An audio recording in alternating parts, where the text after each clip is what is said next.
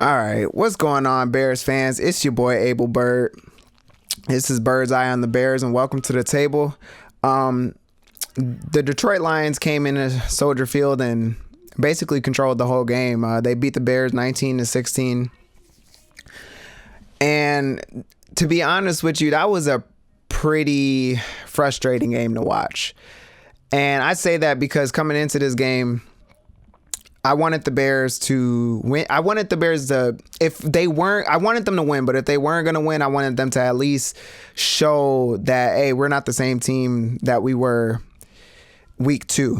And I think that they showed that, but at the same time, you know, if we're going to be serious contenders as far as vying for the NFC North year to year, you want to win these type of games because now we're 2-4 in the division, which doesn't feel good. And also the fact that, you know, Detroit's just had our number the past 3 years, and you want to show them like, hey, we got your guy. We now it's our turn. You know, we got your guy. Now it's our turn to beat you. And the Lions have been playing terrible the past few weeks, and you want to win these type of games, especially going into the playoffs next week. It's like you want to go into the playoffs feeling good about yourself. Not only did we lose, but we, you know, obviously the score was what the score. It was a close game, but the Lions dominated that game. They controlled time of possession. They pretty much did whatever they wanted on defense, and on offense. And let me say this: one thing's for sure, two things for certain. Dennis Allen, this needs to be his last year. It needs to be a one and done. It's a one and done for me, I would say, because you know, we give up way too many yards, way too many easy yards, and you know, we didn't allow the Lions to score too many points. They only had 19 today, but damn, bro, we let good teams march all over us, and that's not a winning formula year to year. If we truly want to be a Super Bowl contender or a top 5 team in the league eventually, we can't just allow teams to move the ball the way they do against us. And that's pretty much what's been going on the past 4 to 5 weeks since we've been playing these good teams. And I just feel like with Dennis Allen, like, yeah, we've had certain injuries. I get that, but we've done good. We've done decent. We've done decent with certain injuries, and that's just what it is. Like the NFL is you guys, you're gonna have injuries. No team's gonna be 100% healthy, and for the most part, every year there's gonna be key pieces you're missing on the defense or offense. So I don't see that as an excuse, and I feel like we got enough talent on that side of the ball to just not be allowing our opponents to just be marching down the field on us. Now, I will say that we don't have a fearless front four. We don't have the best man cover corners. We do with Jalen Johnson, but he's a shell of himself right now. And CJ is, every time I look up, he's getting burnt. So it's like, I understand that, and they can only cover for so long, but still, man, something's got to shake with that defense, and it's probably not going to happen this year. And I think that that's kind of the curse of being a year ahead or a couple years ahead of operations. We're not really supposed to be this good this year, and I think we are because of our offense. I think we've been winning games clearly because of our offense and the takeaways. You can definitely, aside from the yardage given up on the defense, the takeaways have been a big story, but our offense is pretty much, you know, won the game 6 times this year. So, you know, that's a big factor of why we won a lot of these games, aside from our defense being so poor. And also, And I will, before I move on, like I will say that it's not all just Dennis Allen. A lot of times it seems like our linebacker, it's the players too. I can see it. Like I'm not an expert. Like I never played in the league or nothing like that, obviously. But just from the eye test, it just seems like our linebackers are not very detail oriented. They're a lot of times blowing coverage as far as like who their guy is, who they should be guarding. There'll be a lot of open, easy touchdowns, a lot of passes over the middle that are just easy, just like quarterbacks just be dicing us up, man.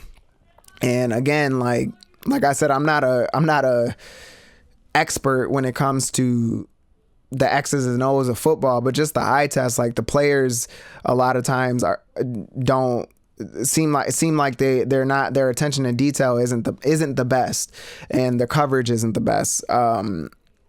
But with that being said, to me, that comes down to coaching. Like you got to get your guys ready. Like you got to something in that film room. Like y'all got to be breaking down something. Like, or somebody's got to get benched something, because what they've been putting, the product that the defense has been putting out has been terrible. Now, moving on from that and moving on to the offense came out flat as hell this game, and very vanilla.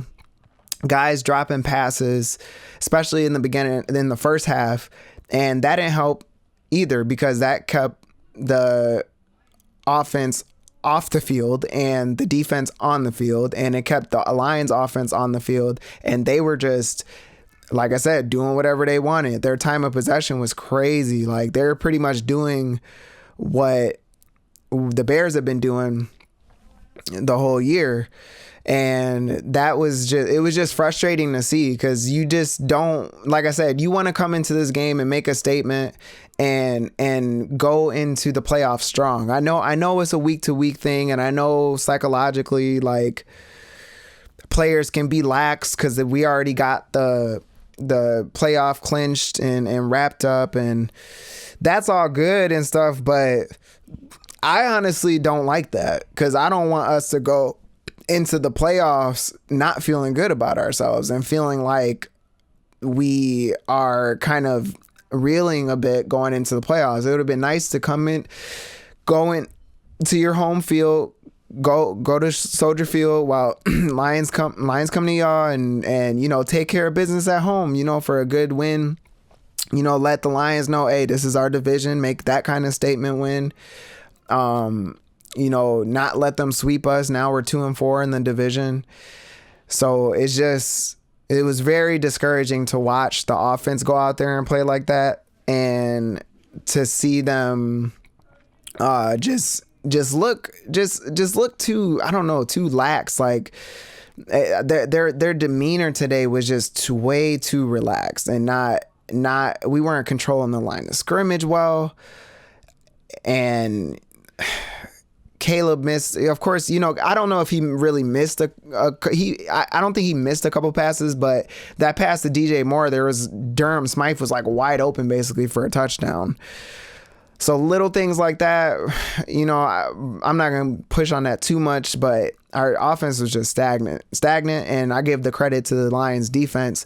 They weren't having none of that shit this game, and it was just, it seemed like they had something to play for, and thankfully we won the game against the Packers, because if we didn't, we wouldn't even be going into the playoffs right now, and that would be depressing within itself. So luckily, we pulled off that magic trick against the Packers, but damn, man,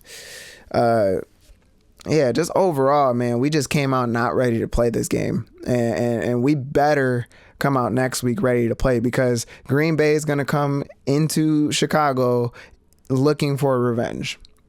And honestly, the way that Jared Goff was torching us this game, it was the same way Jordan Love was torching us the first two games that we played him, and Malik Willis came in and did his thing against us. So to be honest, like, I'm nervous. I'm a little scared. Like, we do not look like a legit number 2 seed right now. If you'd have asked me 3 weeks ago what I thought about the Bears playoff expectations going in, I would have been like, I thought that we could push for a Super Bowl. But the way that these two games have gone, these last few games have gone after the Eagles game, I'm not too encouraged about us making a run, man. It looks like we might go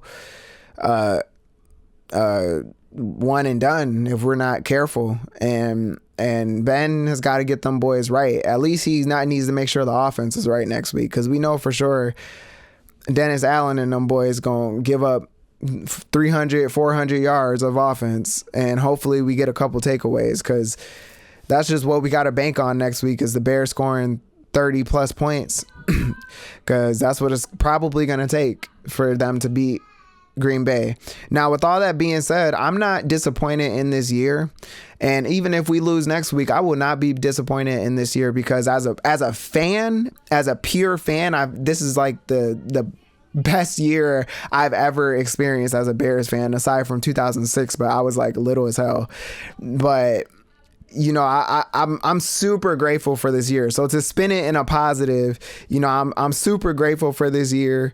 It's been such a fun year, man, to be a Bears fan. To me, not everyone's gonna feel like that, because people's expectations change and people like to move the goalposts and things like that, but not for me, man. I'm super, as a Bears fan, I'm like super hyped that I get to even just watch a playoff game.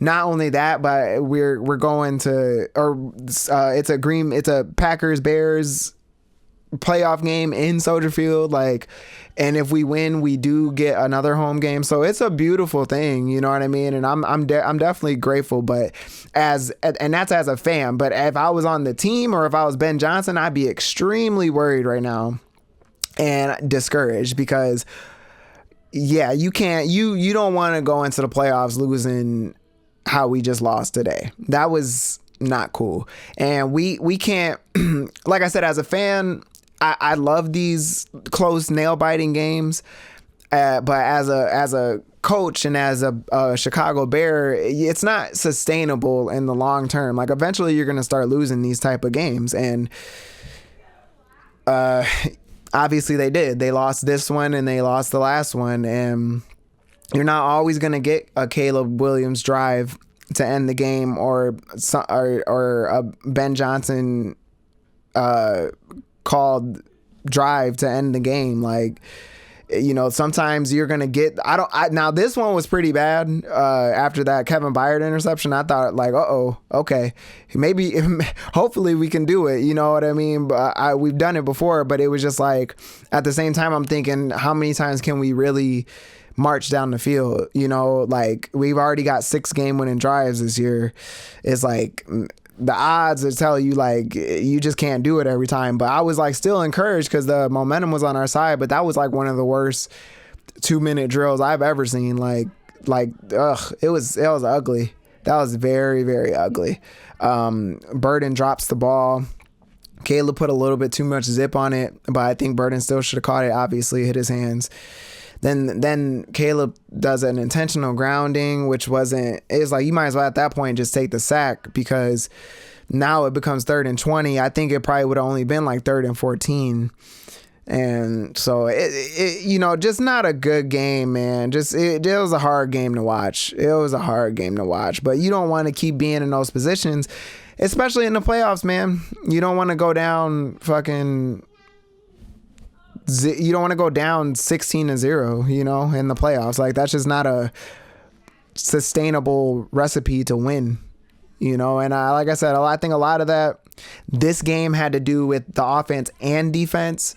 But I think throughout the year, a lot of it had to do with the defense, really, and in our offense trying to get acclimated. But I just feel like our the way our style was, as we were building going into the middle of the season, it was just, we were a time of possession team, and that was just how we were winning the game. But now it's like we're picking up the passing game, which means we're on the field less, but then our defense is on the field more. So it's like, naturally, of course, I know Ben's gonna want to click into the mode of of passing it more. I get that, but it's like now it's kind of like counterproductive because it's like now we're not controlling time of possession anymore, and things are kind of like the defense is on the field more and they're not able to stop a nosebleed.